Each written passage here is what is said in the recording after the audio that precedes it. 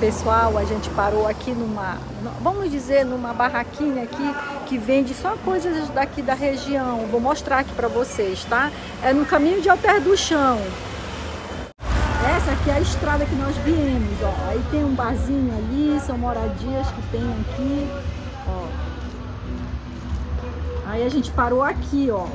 Aqui nós temos o tucupi. Olha, pessoal, o tucupi, vatapá, batata frita.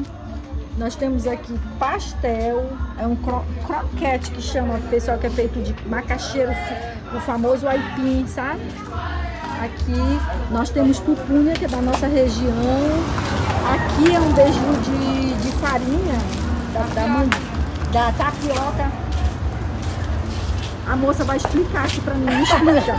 Explica de que esse daqui é de tapioca. Tá, é feito de quê?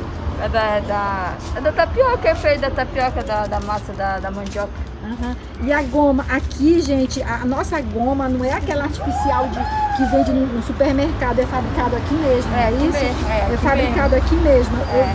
Olha aí, explica aqui pra gente a tapioca, como é que vocês fabricam a tapioca aqui? É feito aqui mesmo, da região, a tapioca. Qual é o nome aqui dessa região? São Brás. São Brás, que fica no caminho de Alter do Chão, das praias, na Ponta de Pedra. Isso, exatamente. É isso? Aqui é Everaldo Martins, que vai direto para as praias. Sim, aí o tucupi, como é que é feito o tucupi? Que é o molho de pimenta, né? É o molho de pimenta, que é tudo feito aqui.